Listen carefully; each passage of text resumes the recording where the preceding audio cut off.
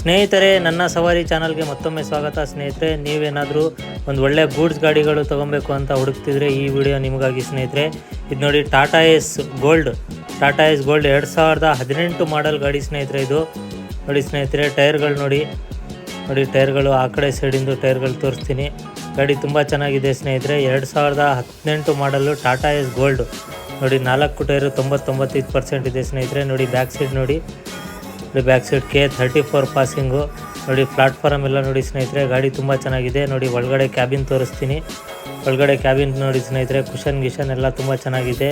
Original ಕುಷನ್ನು, original ಪ್ಲಾಟ್ಫಾರಮ್ಮು ನೋಡಿ. ಗಾಡಿ ಎಷ್ಟು ಓಡಿದೆ ಅದು ತೋರಿಸ್ತೀನಿ ನೋಡಿ ಸ್ನೇಹಿತರೆ. 71,823 ಕಿಲೋಮೀಟ್ರ್ ಓಡಿದೆ ಸ್ನೇಹಿತರೆ.